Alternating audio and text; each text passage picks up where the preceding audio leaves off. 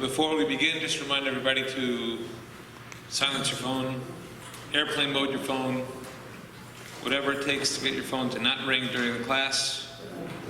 It would be greatly appreciated.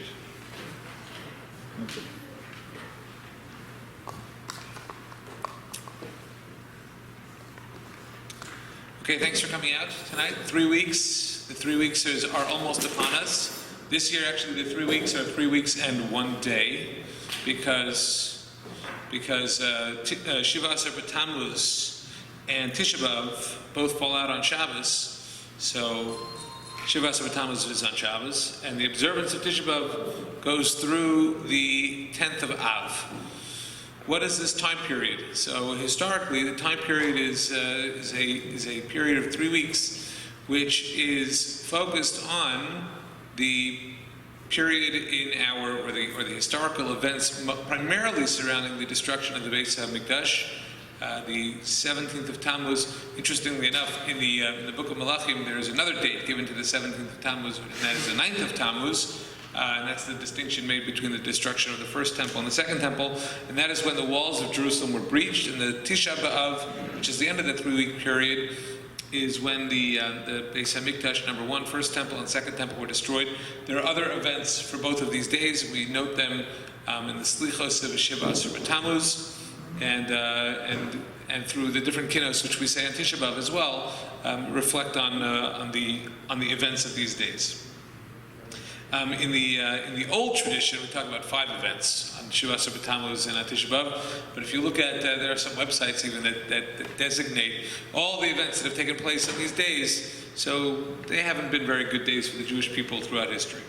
Okay, but that's suffice. That's referring to history. Tonight's not a history class. It's more of a Halakha and Minhag review. And so, without further ado, we're going to get into that. Okay, so in the outline that you have in front of you on the first page, you see this is essentially what we're going to be doing tonight. The things which are self-explanatory, I'm not going to go into great detail, but some of the things which are more halachic in nature, on the second page, meaning pages 3 and 4, in the back. I know I've made it small, and the very last page is a little confusing in terms of the way it's laid out, but those are the primary sources for the issues of mourning during the 3 weeks with reference to music and with reference to shaving. And the last whole section, which covers most of the back page, is most of Siman Taf Kuf Nun Aleph in the Shulchan Aruch, 551 of the Shulchan Aruch, which addresses the laws of this time period. Okay, so the first thing to bear in mind is the way that Rabbi Joseph B. Soloveitchik defined this time period and the mourning practices, which of course stem from those original events which I mentioned before. Rabbi Soloveitchik would compare the 3 weeks period, starting with Shiva Asar B'Tammuz to going until Tisha B'Av, to the pattern that anybody who is in mourning for their parents follows, but backwards. Okay, so normally when somebody is in mourning for one's parents, you begin with Shiva, in which you sit on a low floor, and you refrain from marital relations, and you wear non-leather shoes, and you don't take a shower. So those rules, Rabbi Soloveitchik said, that's the same rules which we have on Tisha B'Av. The exception being that in the middle of the day on Tisha B'Av, we no longer sit on a low chair, and we adjust to sitting on a higher chair. But for all intents and purposes otherwise, Tisha B'Av is like a day of Shiva. The 9 days period, and this is amongst Ashkenazim, the 9 days period, meaning from Rosh Chodesh Av until Tisha B'Av, is what Rabbi Soloveitchik compared to the period of Shloshim.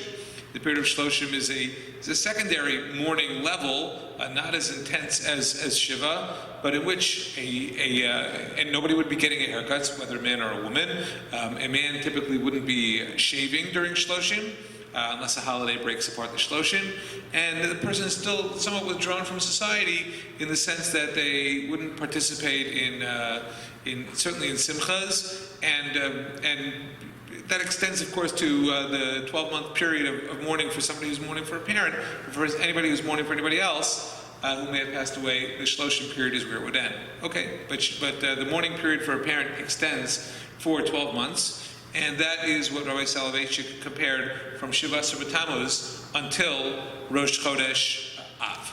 Okay, so anybody who's familiar with those, there's really nothing more to discuss. You know those halachas perfectly, then you know the halachas of the 3 weeks perfectly, but we're not going to stop here. We're going to continue. Okay. Now, when it comes to the 3 weeks, and therefore what Rabbi Soloveitchik compared to the 12 months of mourning period, so the main issues which are really meant to be addressed are the participation of a person in music or events which have music attached to them, and the question of haircuts and shaving. So if you turn the page for a moment, you'll see on the next page, not the back of this page, but on the page 3. If the pages were numbered, it would be page 3, where you see mourning during the 3 weeks. Now, I'm not going to read through all these sources inside, but essentially, what the sources here address are what I put at the top: music versus instrumental versus music that leads to dancing versus incidental music. Okay, so essentially, when it comes to these laws, the law of listening to music is not really a question of listening to music. It's a question of music which makes a person rejoice. As a result, one of the reasons why we don't have weddings during this time period is because a wedding is typically accompanied by music, and since at a wedding everybody knows you dance at a wedding, so that type of behavior is considered to be too joyous during this time period. So we want to avoid it. This is the reason why we don't have weddings. This is the reason why caterers have a nice couple of weeks off. Unless there's a bris, right, unless the conservative, okay, so okay, fine. Okay, except for the people who don't follow the laws of 3 weeks. Oh, the truth is that this is a distinction which we're going to get to with reference to the Sephardic community, who are Orthodox, but the Sephardic community doesn't follow any of this stuff except for during the week in which Tisha B'Av falls, what's called the Shavua Shechalbo. So all of the laws which we're talking about today are really for the Ashkenaz community, which makes sense because this is an Ashkenaz shul. So that's why we're going to be addressing this. If two people decided to go to a justice of the peace or to a rabbi to study and have 10 people there, and they wanted to get married during the 3 weeks, and there was no music, you could make the wedding? So we don't do it anyway because nonetheless there is that simcha, even though there isn't music. So in other words, we have a rule. The halakha is that we don't do weddings. Going to a justice of the peace is not a Jewish wedding. Okay. Just want to make sure that's clear. Okay. Yeah. I mean, right. So the rabbi shouldn't be doing it. However, the halakha, the halakha talks more about erusin. I mean, nisuin, like marriage, full-blown marriage. No. Erusin, it's a question. But when it comes to the halacha that says if people went ahead and they did erusin, for example, it's good. The erusin is chal. It's considered to be something which is binding. Okay, so that's with reference to music. So what does that mean? Okay, so of course it means live music. Anything which is live is considered to be something. I shouldn't say anything which is live, but anything which is live, which brings about simcha, is something which a person should avoid. Now, of course, the rules here are also similar to the rules that we have during the Sfiras HaOmer period. To a large degree. And this is why the a cappella groups have started to come out with CDs over the last few years saying, since there's no music in here, you can listen to this during the 3 weeks. I don't know who their placing is. Some of these a cappella groups are so amazing, you can't tell that there isn't music in terms of what they're doing. So yes, you may be covered in that sense, but at the same time, it's not live anyway. So I don't think that anything which is recorded it constitutes something which gets you to start dancing, unless it's in a context in which people are going to be dancing. Like if you're in a club and a DJ is playing recorded music, so yeah, it's not live, but I wouldn't say go ahead and do that because a club is a place where people are going to be dancing. Any type of simcha where there's music which is meant to get people to dance, that is something which people should be avoiding. At the same time, somebody from the shul actually asked me during Sfiras HaOmer about whether it's okay to go to a musical during the Sfiras HaOmer period. And there are debates, obviously, about it, and I told her that as long as she's not going to be dancing in the aisles during the musical, that she's probably okay. Okay, I mean, is it the best thing? It's not the best thing, but is it forbidden? I don't think so. So she told me that she got a seat somewhere in the middle of the row. It's very hard to dance there, so it's good. Okay. I mean, because the same question could be asked about movies. Movies are filled with there's music, but who dances at a movie? Nobody. I mean, maybe people in the movie dance, but nobody dances when you go to a movie. But then the other question is, does it give a person real great simcha? And I think in most cases the answer is no, and therefore and therefore if a person wants to engage in those types of actions and participate in that type of entertainment, it isn't strictly forbidden. Should a person try to avoid it? Of course. I mean, anything that a person can do to withdraw, in a certain sense, to feel the mourning of this time period should be encouraged. When it comes to the question of shaving and haircuts, so there is a distinction to be made between shaving and haircuts. Men and women during the 3 weeks period should not get haircuts. Okay, so this is why we do this class before the 3 weeks begins. If anybody needs to get a haircut in the coming weeks, the coming days is when you should be doing it. Okay, you've got Wednesday, Thursday, and Friday to take care of a haircut. When it comes to shaving, shaving is a different discussion, because it really depends. Now, obviously, anybody who is observing the 12 months of mourning, who's normally clean-shaven, will be shaving during this time period. Do they let their facial hair grow to the point that their friends say, hey, you really ought to shave? That is certainly an important view in Halakha of how people observe their mourning period. But most people, once they get past the Shloshim, are shaving regularly. So during the 3 weeks period, again, up until Rosh Chodesh Av, while there certainly is a strong custom for people not to shave, I mean, look, all told, we're talking about 21 days.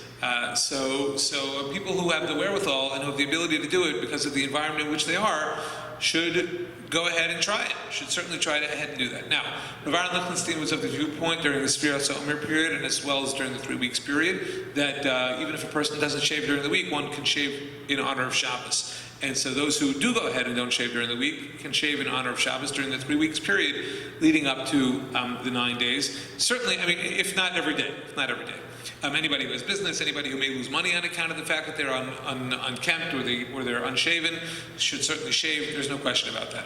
When it comes to the 9 days, it's a little different. Hold on one second, just a quick time out. There are other forms of shaving which men do not engage in, which are not in the realm of what is forbidden during this time period. Okay, so if there are women who shave in other manners other than the face, if you shave in the face, okay, I wish you well.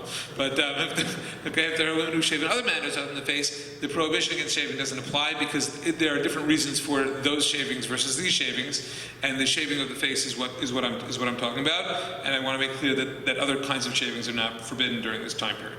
Okay, when it comes to the 9 days is considered to be more of a mourning time. So anybody who wouldn't shave during Shloshim, according to Rabbi Soloveitchik, certainly shouldn't be shaving during the 9 days. There might be an exception for Erev Shabbos once again, not in the week that Tisha B'Av falls. So people should try hard to follow these rules to not shave during this time period. Again, unless we're talking about a tremendous loss of money that a person would incur. And along similar lines, if a person I have a friend, I remember in college, who, if he went for a day without shaving, his entire face would break out in a rash. So he asked a shaila, and the answer which he was given was that you don't have to go through this practice and get sick because of it. You can shave. So if a person has some type of condition which would preclude their need to shave, and so then in that type of circumstance, shaving would be permissible. Rav Moshe Feinstein has a tshuva which I've shared with you here. That if a person is going to be losing money, then there is more of an allowance to shave. But if a person is not working, then a person ought to consider doing that. Of course, any man who has a beard has it real simple. You're not shaving anyway, so no trimming, and there you go, no problem. Right? Absolutely. Thank you. Okay. All right. So that's with reference to the 3 weeks, the music and the haircuts and the shaving. Now, when it comes to the 9 days, going back to the outline, so we have the extension or the expansion of 3 weeks rules of music and haircuts, where things get a little more rigid or a little more strict. I've kind of hinted to all these or said it more directly.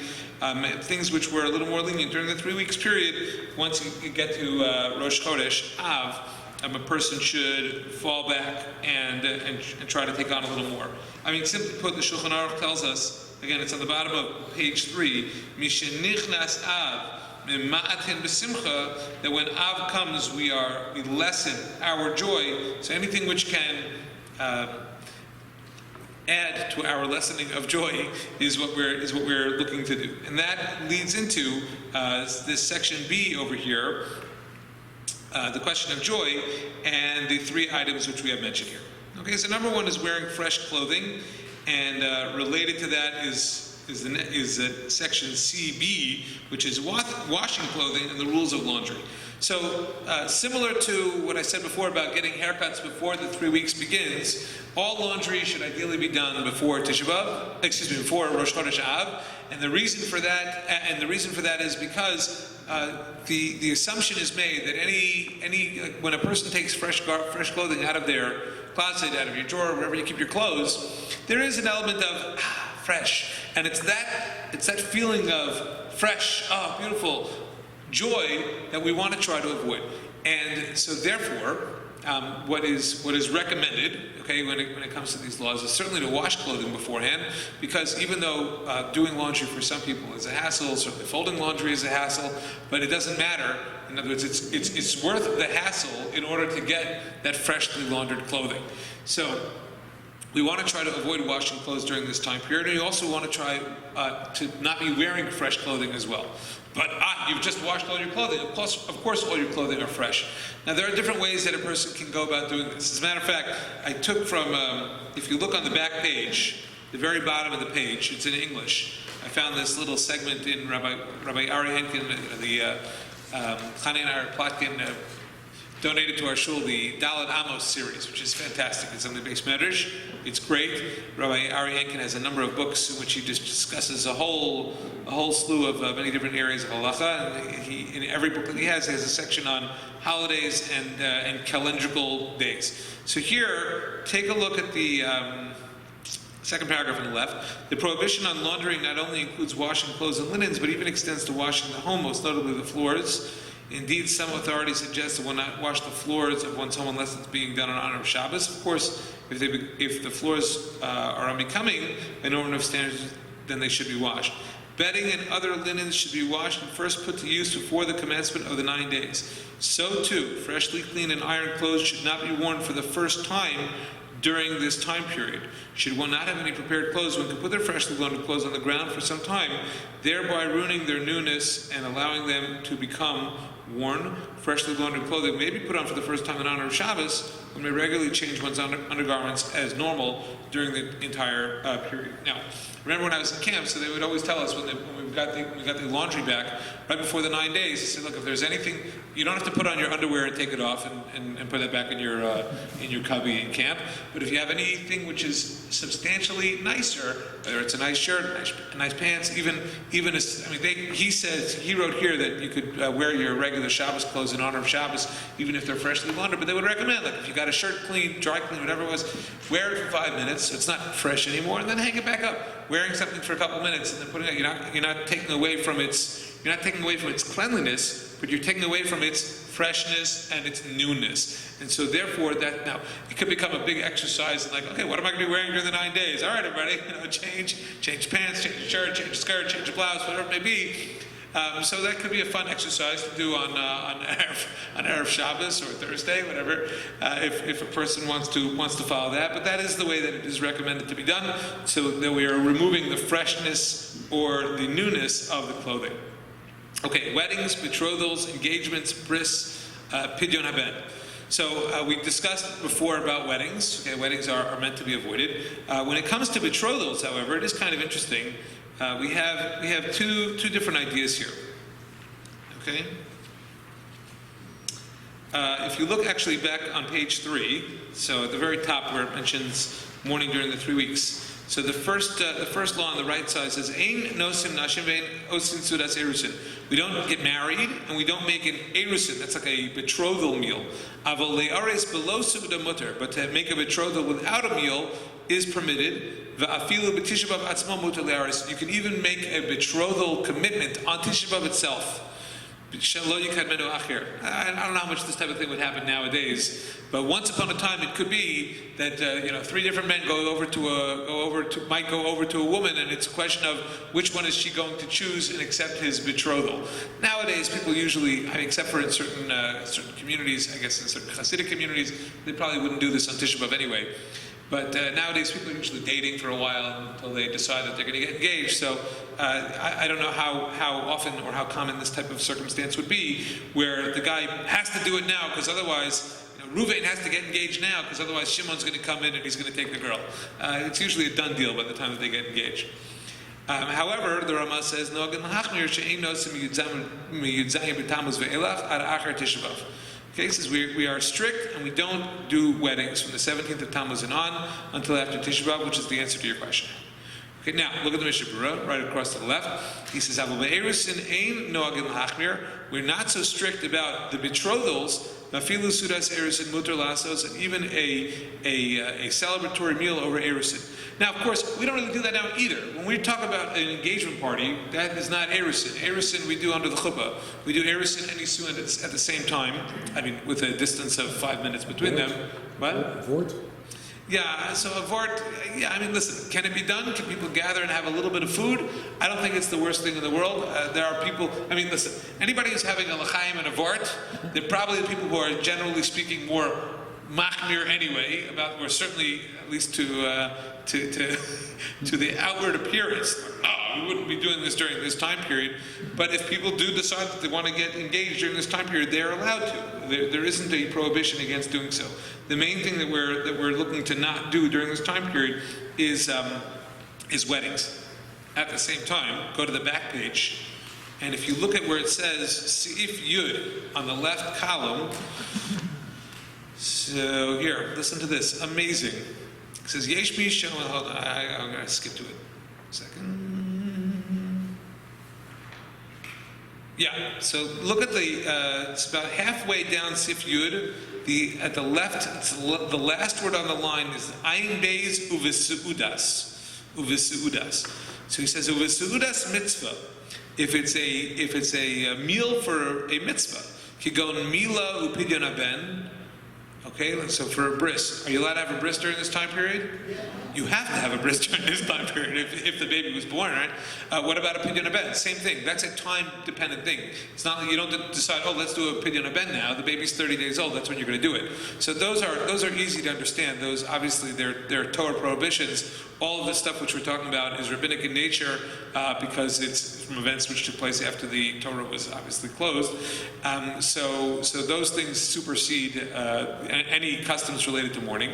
Siyum Meseches, another type of Sudas Mitzvah, is when people make a siyum on a tractate of the Talmud. So there you can have meat, etc. Usudas Erusin. Sudas Erusin. What's he talking about? Didn't he just say you're not supposed to have a Sudas Erusin? Well, the answer is, apparently, people might go ahead and do it anyway. And if you're going to have a Sudas Erusin, he says you're allowed to do that. And in that circumstance, where you're celebrating a betrothal, a halachic betrothal, then Ochlim Basar V'Shosin Yayin, Kol Shayachim L'Suda. So then that's why I make the distinction that I'm making about the difference between Erusin and engagement. Erusin is a halachic commitment. After Erusin, if people decide to break apart their betrothal, they need a get. They need a get. If an engagement is broken, do you need a get? No.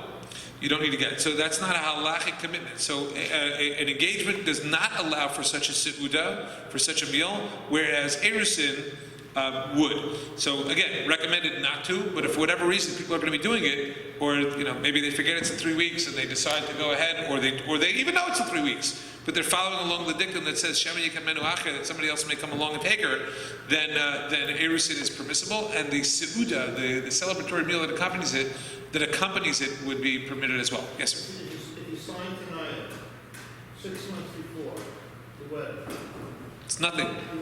Tanaim is not a halach. Tanaim is I mean, it's a minhag, but it's not halachically binding. I mean, it may have like monetary binding. Right, I'm saying, but it may be a monetary commitment. Tanaim may be a monetary commitment, and you may have to work out monetary issues in the event that money has been exchanged.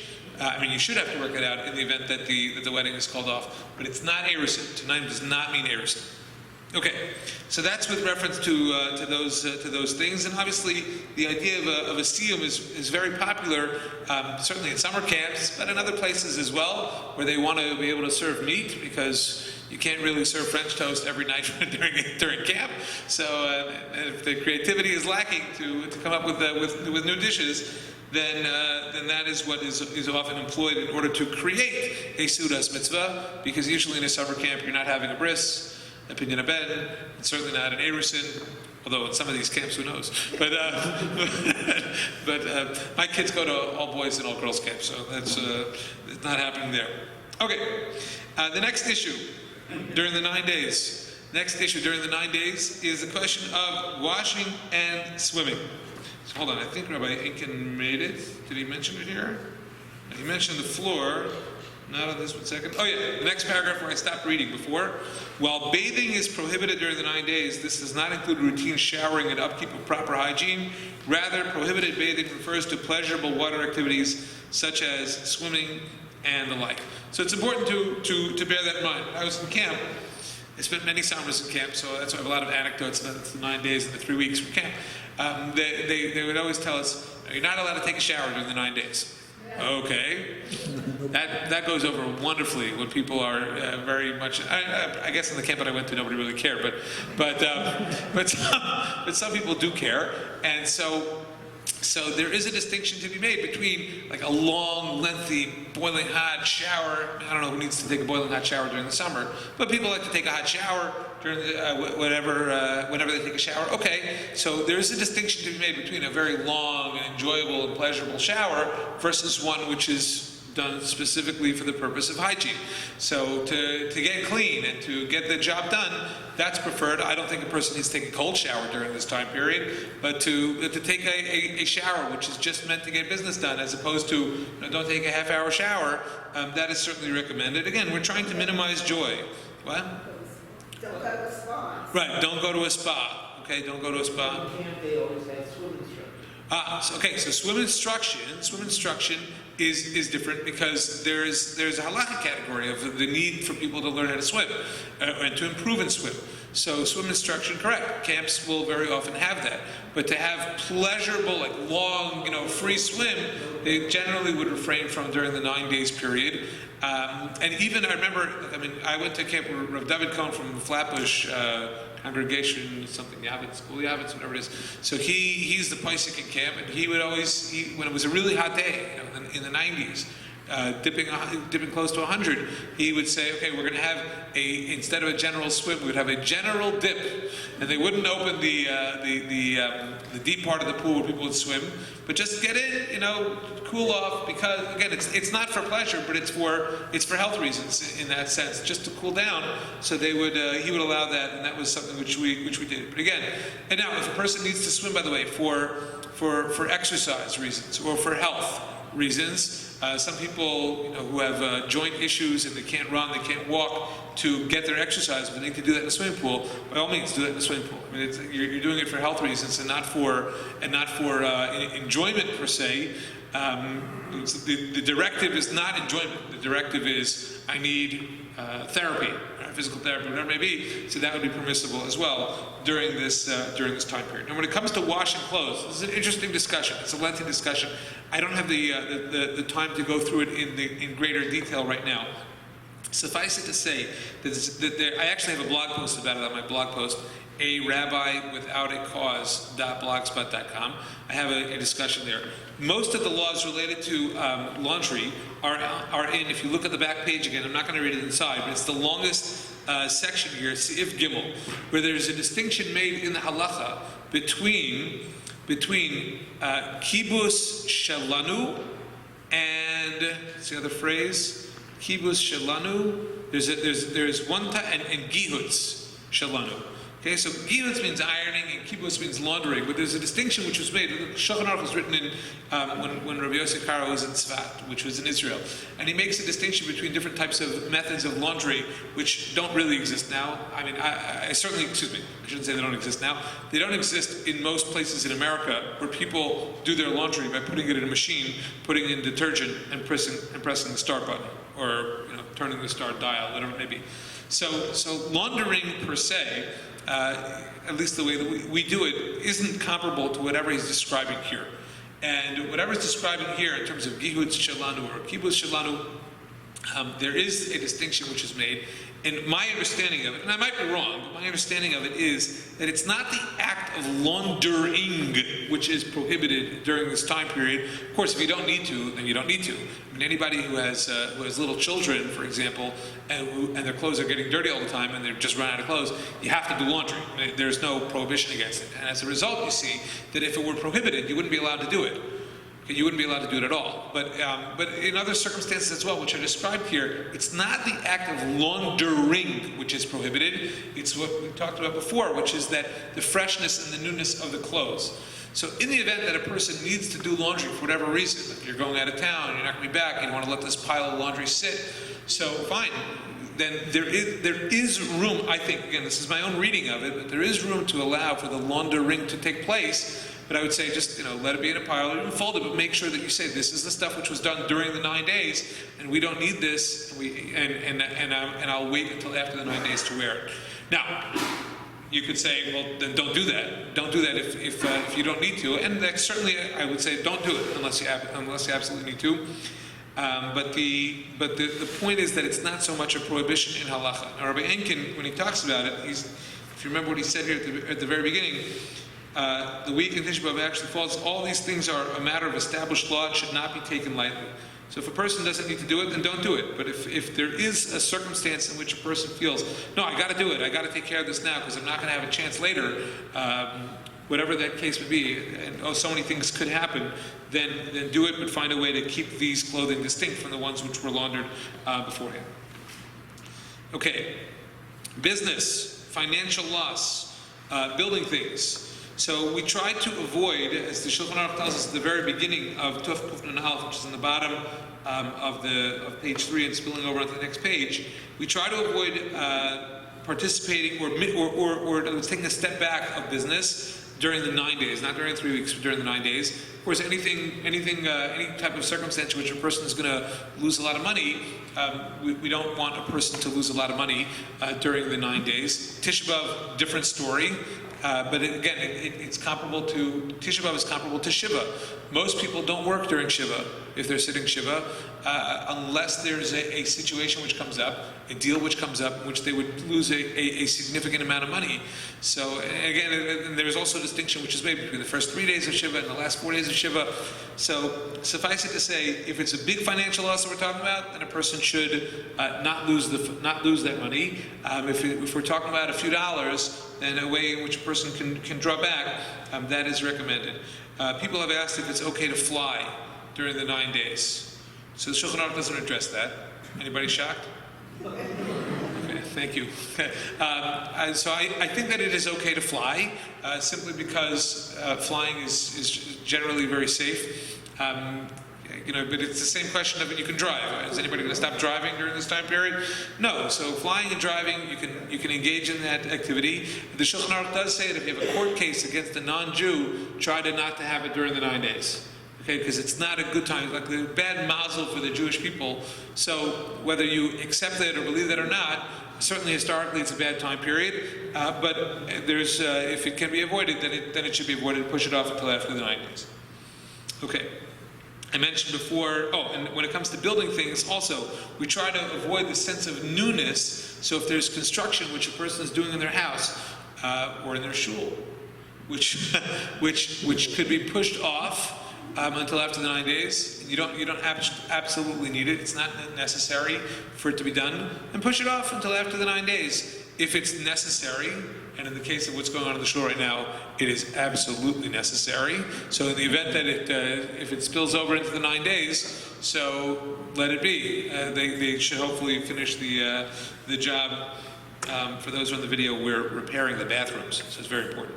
Yes? What can you buy or what can't you buy during the 9 days? Good question. What can you buy, what can't you buy during the 9 days? So food you can buy, absolutely. And when it comes to new items that are going to give you joy, I would say you shouldn't buy them during the 9 days. The only distinction that would be made is if there is like some crazy blowout sale, which happens to be during the 9 days. And again, we're talking about a significant loss. Like if they're selling new car radios for $5 at Best Buy, and they normally go for $300, I mean, you buy 20 of them. I mean, then sell them on eBay. But otherwise, if it's a new item which is going to give you joy, then try not to get it during this time period, especially if the price is going to be the same afterwards. Okay. Akasha Namaisa. Ask your local Orthodox rabbi. Okay. I mentioned before in section 4 in the outline Shavua Shechabo, this Sephardic distinction, and that this year it doesn't really apply. I mean, it does apply, but Tisha B'av, the whole week of Tisha, because Tisha B'av is Shabbos, that entire week is considered to be Shavua Shechabo. So, which is mostly since Rosh Chodesh. Rosh Chodesh is when. Friday. It's probably Friday. So we're talking about Friday Shabbos. Okay, so that's a distinction which is made for the Sephardim. So they're going to have the 9 days like just about like everybody else. What? Not just far. What? As far as the week of Tisha B'Av. That is, it's from Tzfat.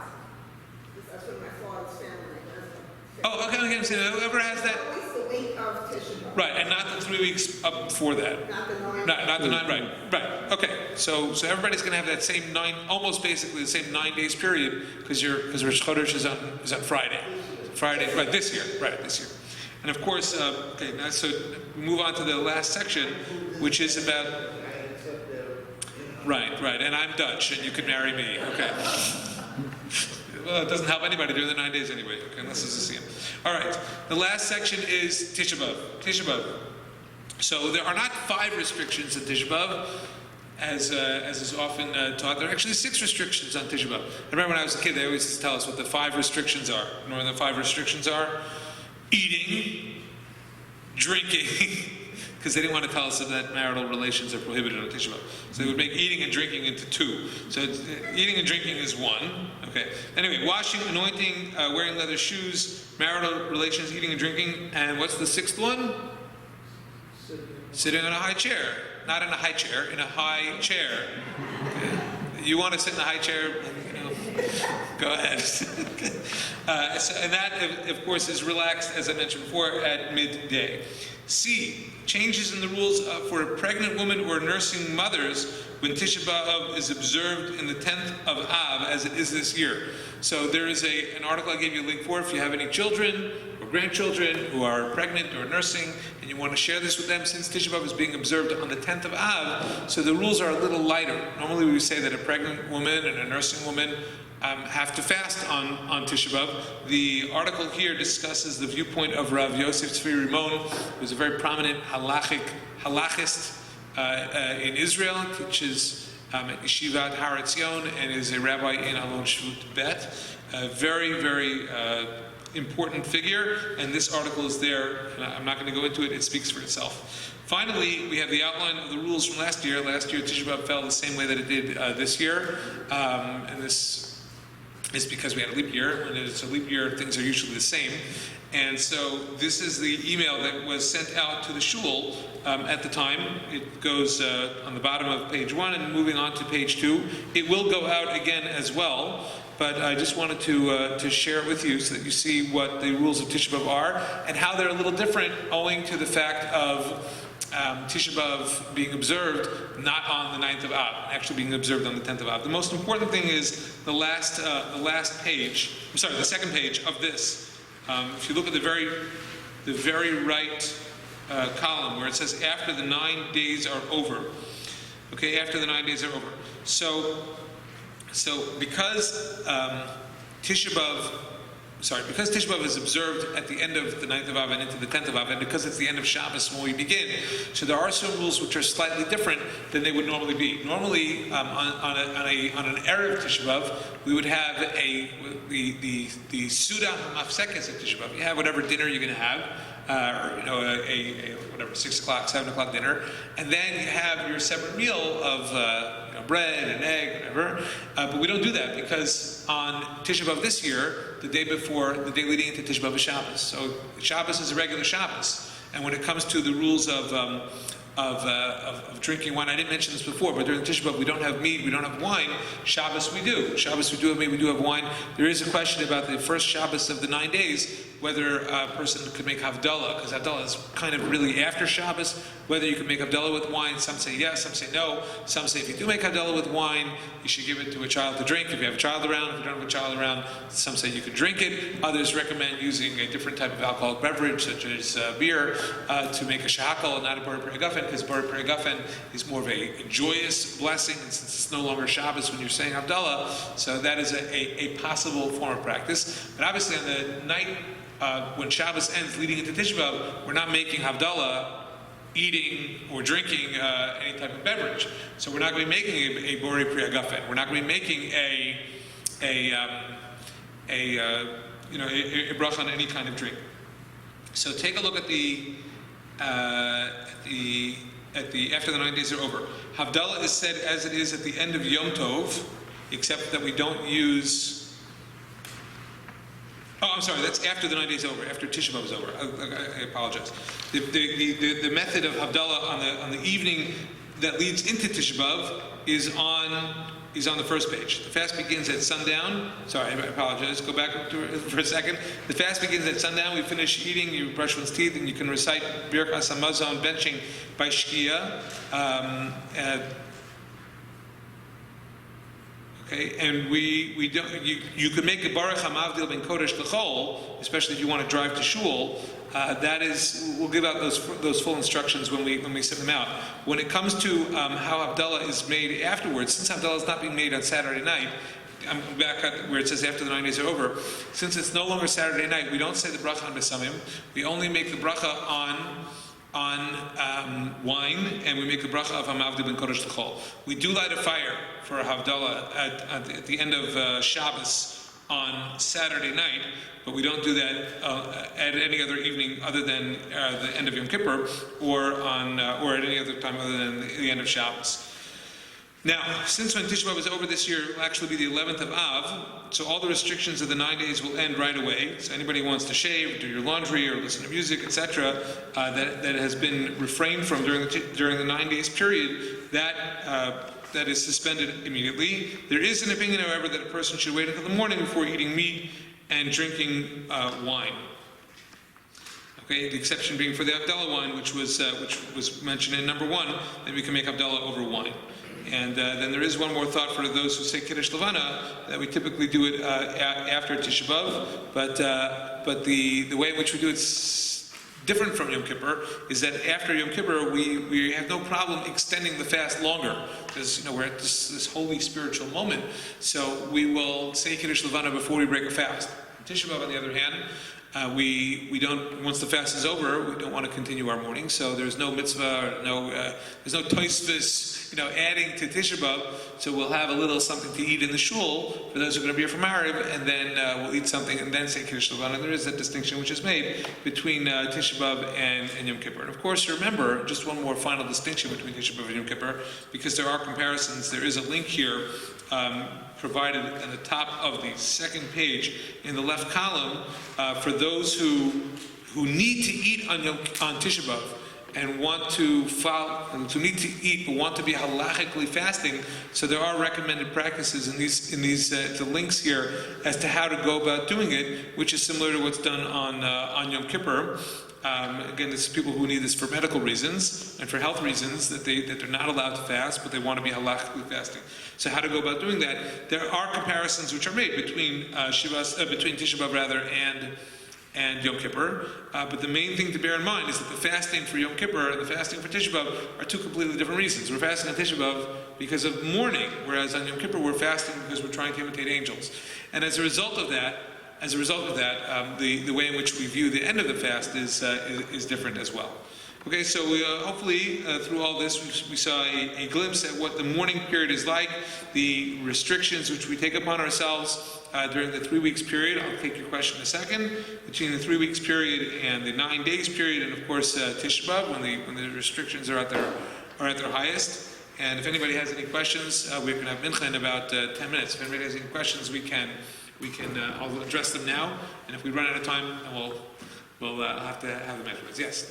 It's pretty quick. What about putting your nails Yeah, so during the 9 days, there is more of a restriction than during the 3 weeks. Okay. So, yeah, I mean, it's probably along the same lines as the men's shaving. So, yeah, so, if you can do it before the 9 days completely, and then not go for it through the rest of the 9 days, that's ideal. That's ideal. Yes. What about going to plays? So I think that plays, if I allowed musicals before, I think that plays would be fine. Plays would be fine, especially if it's a bad play, because then you're sad afterwards. I've been to many bad plays, and like, that was so bad. I'm really upset that I went and spent money on that. So yeah, you can go. During the 9 days too? No. No, three. No, again, it boils down to what's it doing for you. We have a mourning period, but what is the point? What does one get out of this? We're trying to withdraw from simcha. I mean, maybe some plays are wonderful, but generally speaking, it's entertainment. Should you go? Listen, if it doesn't hurt you to not go, of course, try to avoid it. But I don't think that it's prohibited per se during the 9 days to go to a play. Yes. So, are you drawing the distinction between simcha and general pleasure and happiness? In other words, at a wedding... It's not me. I was quoting from the Shulchan Aruch. The Shulchan Aruch said, "Mishenichnas av mema'atin b'simcha." That when the month of Av comes, we lessen our joy. It doesn't say ein simcha. It says mema'atin b'simcha. If you have a bris, you're supposed to go in. I can't believe I have a bris. Like, no, you don't. But the bris obviously brings simcha. It brings joy. There's a pidyon haben. We don't say, we're not going to have pidyon haben because there's joy. Mema'atin. So you don't make an extra effort to seek out joy. You don't make an extra effort to do something which is joyous, which you don't need during this time period. But if somebody finishes learning a Masechta and wants to make a siyum, so there's joy to that, and you're even going to celebrate having meat. I don't think anybody goes to a play and says, "Hey, this is a play. Let's have meat." I mean, so I mean, maybe some people like having a barbecue, but so have a siyum if you're gonna have a barbecue. Okay. Anyone else? Anyone else? Okay. Thank you very much.